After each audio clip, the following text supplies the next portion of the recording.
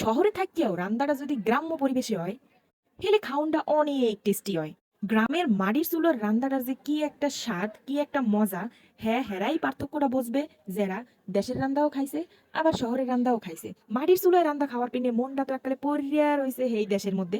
তাই জামু জমু হরিয়া সময় আর সুযোগ কোনোটাই মিলতে আসে না, হেয়ের পিনে আর যাওয়াটাও হয় না। তাই দেশে যেহেতু যামু না, দেশের রান্নাটা তো ঠিকই খাইতে পারি। সেই সব কথা চিন্তা হরিয়ে কিন্তু অনেক কষ্ট হরিয়ে একটু চুলো ম্যানেজ হয়েছে। হেয়ার পর এই চুলোটারে ছাদের মধ্যে পাতিয়া আজগত চিন্তা হচ্ছে এই মাটির চুলোয় তো মগো বনবাত খাওয়াই লাগবে। হেয়ার পিনে কিন্তু মুই প্রথমেই গোস্ত রান্না শুরু করে দিয়েছিলাম। দেখতেই পারতে আসলেন চুলোটা অনেক কষ্টে ধরাইয়া হেয়ার পর তো তেল পেঁয়াজ নুন হলদি মরিচ হাল এলাইচ অর্থাৎ একটা ব্যাপাক ময় মশলা দিয়ে দুনিয়ার গুড়ি জিরের গুড়ি ময় মশলা ব্যাপাকটা দিয়ে আমার এককালে ভালো মতো কষাইতে আসলাম।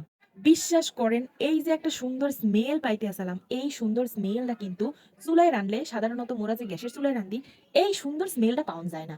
অন্যরকম একটা ঘ্রাণ আইবে, কিন্তু এই যে মাটির চুলায় কয়লা পুড়িয়ে বা কাঠ পুড়িয়ে যে রানলে সুন্দর একটা ঘ্রাণ পাওয়া যায়, হ্যাঁ পাওয়া যায় না। একুল দিয়ে কিন্তু গোস্ত মোস্ত ব্যবহার ডালিয়ে দিয়েছিলাম কষানের পিন্নে। এরপর জিরে বাটাও দিয়ে লইছি। এখন এখন একটা ভালো মতো কষামো, সুন্দর করে কষামোতে সালে লাইজ মনে হয় বাদ পড়ে গেছিল প্রথমে দিতে, হেয়ের পিনে এই পর্যায়ে আমি দিয়ে লইছি। আজকে হেরম ময় মশলা দিব না, অল্প মশলা দিয়ে কিন্তু এই রান্নাটা শেষ করবো।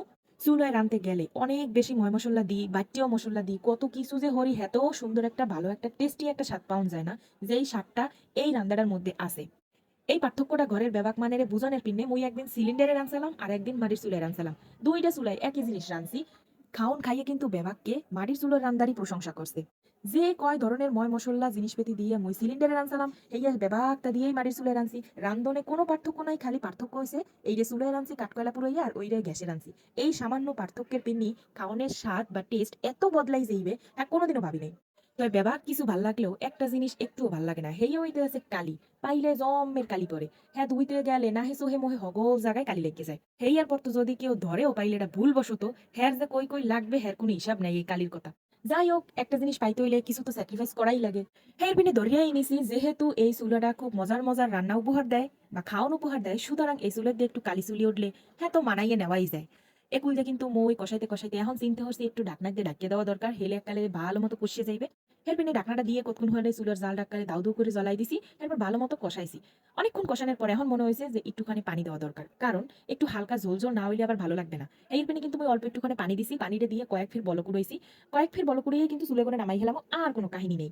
কেউ যদি চায় হে টাইলে জিরার গুঁড়ি হ্যাও ব্যবহার করতে পারে, তা মুই আগেই কইছি আজকে খুবই হালকা বা খুবই কম মশলা দিয়া এই রান্নাটা শেষ করবো। হেয়ার পিনে কিন্তু মুই আজকে হেই টালা জিরা দিমু না। আসলে ছোটকালের যেসব জিনিস মোরা পাইছি সেই জিনিসগুলো কিন্তু এখন মোরা মিস করতে আসি। সেই জিনিসগুলো যে মোরা সেই জীবনে পাইছিলাম হ্যাঁ যদি হেইকালে বুঝতাম, হেলে মনে হয় যে সোনার দিয়ে বান্দাই থুইতাম। যাই হোক থাকতে মর্ম দেয় না, এটা তো কথাই আছে, হ্যাঁ যে কোনো জিনিসই হোক। তাই মাঝে মধ্যে এইসব ক্রেভিং উঠলে এই ক্যামটা মুই হরমু হেই চিন্তা ভাবনা হরি হালাইছি যে যদি এককালে দেশের খাওয়ান খাইত মন চায়, দেশে যাওয়ার পিনে এককালে মনটা পরে রুহুটা আনসান আনসান হরে, হেলে এরম সাদে চুলো পাতিয়া বনবাত খামু। যদিও সেইরম দেশের ভাইবটা না আইলো কিছুটা তো পাওয়া যাইবে। এটাই হইতে আছে মনের সান্ত্বনা, মনের স্যাটিসফ্যাকশন।